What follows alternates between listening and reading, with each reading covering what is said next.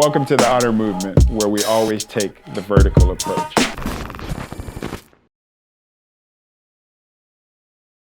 So I've recently taken on a new hobby, which has actually become one of my favorites over the past couple of weeks. I finally bought a bicycle. I have a hybrid bicycle. And so when I say I have a hybrid bicycle, that means I have a cross between a mountain bike and a road bike. That's different than an electric bike. If that's an electric bike, if you have an electric bike, what you have is an affordable automobile. You do not have a hybrid, and I don't want to be lumped in with you guys. But obviously I'm kidding, but I've been riding everywhere, and I've just been loving it. I'm riding to brunch, I'm riding to lunch, I'm riding to coffee.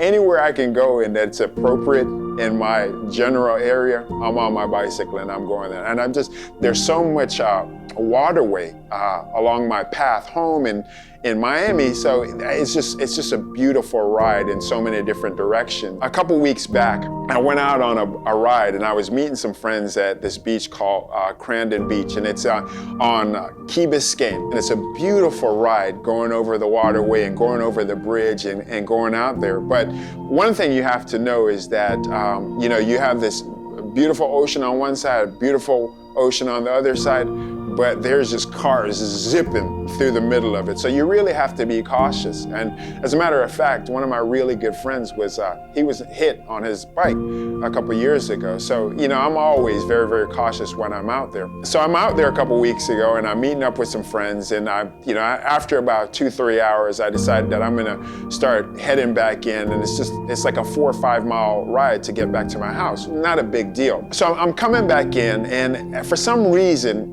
I keep on thinking that I left something. I was like, did I forget something? Did I leave my key?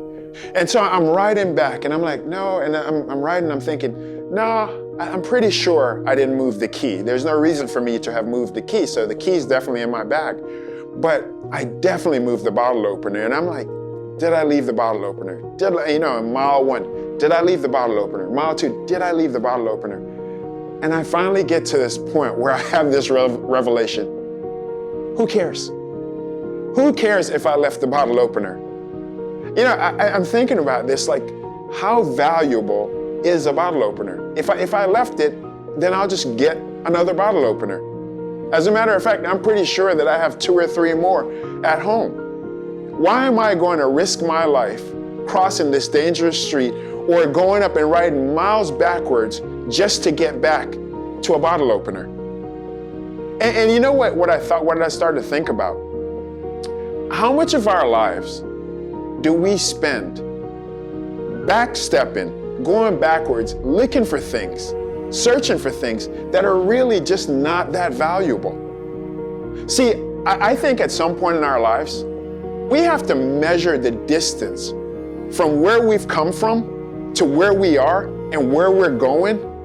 And we have to make the calculation, is it really worth going back to that place? Is it really worth going back to that situation? Is it really worth going back to that relationship? Is it really worth going back to whatever that thing is, in comparison to where I'm trying to go, in comparison to where I'm at right now?